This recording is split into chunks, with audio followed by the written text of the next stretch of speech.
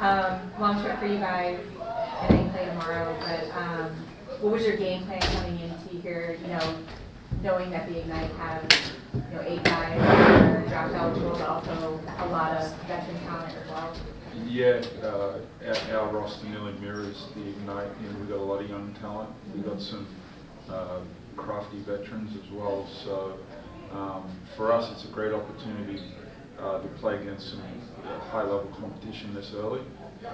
Me, for a head coach, I get to see really how good our young guys are, because everyone thinks that they're bound for the NBA. So tomorrow and Friday will be a great test for that. So never count out bets. They like the challenge of this as well. With Alex Sars specifically, I know he spent some time at Overtime Elite. How has his adjustment been to, like you said, playing in practice against veteran guys and older guys and preparing for a league like the NBL? Yeah, like I think the way our roster is, Keanu Pinder, who's like a French national team player, Jesse Wagstaff, 16-year vet, he gets to go up against guys every day that bring it and are successful in our league. And in his month down there, I've seen great growth in his games. And you guys watch practice today, he felt very comfortable out there. So he's progressing nicely. I think what also helps him is his parents moved to Australia with him, so he has the comfort of, if he has a tough day, he can go home to some friendly faces and recalibrate. The Ignite have 2 guys that are, it's early, but projected top picks in next year's draft with Ron Holland and Matas Bazelis. Are you coming in with a chip on your shoulder to try to prove, we can play against the best, we can stop and defend the best players that are projected at the top of the draft in this year's? Yeah, look, it's a great barometer for where we're at. The Perth Wildcats in the NBL, if we don't win a championship, it's considered a bad year. So a huge element of this is where we're at, our progress in our own preseason. But we know the Ignite are long, athletic, young, they've got great vets. So we get a great combination of all things, and it's just a great preseason look for us. But it wouldn't matter who we play at this time of the year, it's about how we're progressing. But who we're playing will really show where we're at with it all. So that's the great thing about being able to do these games. One last question. Just the progression of the NBL, you guys have a track record of getting great American players to come over and play in the league. You've got about 4 or 5 guys that are, projected in the first round of the draft playing in the league this year. What does it say about the growth of the league and just the competitiveness of the NBL?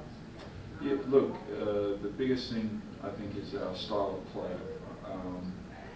The NBA style of game is very similar to the NBL. It's fast, a lot of possession, space the floor. We're happy to have multiple decision makers out on the floor. So I think their natural progression allows that transition a little smoother. And then, I just think lifestyle-wise, once you remove yourself from basketball for the day, it's very easy for people to just transition into the Australian way of life. So I think that gives them comfort, and we're seeing that now with the Europeans, just not Americans, that are coming down there as well. You mentioned like the style of play, how the G and the NBA are notoriously fast-paced and physical too. You mentioned the NBL is similar to that. Is there like any adjustment you had to get faster coming into this, or do you try and make them slow down and play your game a little bit? Yeah, look, we want to keep them out of transition. Any American team, when I say American, any NBA franchise or that, like, it's fast-paced. So if you turn the ball over or take bad shots, transition, you're just going to get killed. So that'll really test us. And then defensively, can we keep these guys in front of us? That'll be the challenge for us. And then with a prospect like Sar,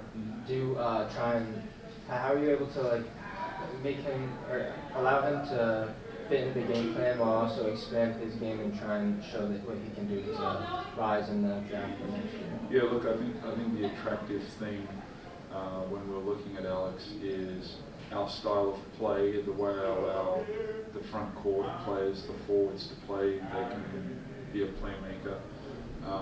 But then also he's out on the floor with some really good veteran guards. So I think for any young big to play with the veteran guards, that just helps their progress on a little bit as well. Thanks. With the preseason, what's the expectation for the young guys? You talk about just trying to see where they're at. Like, for this early, what is the expectations? It can go one of two ways, right? And this is, I'll play whichever side works out tomorrow night, is they come in and they do really good. They can feel good about themselves. I feel a little bit better about where our roster's at.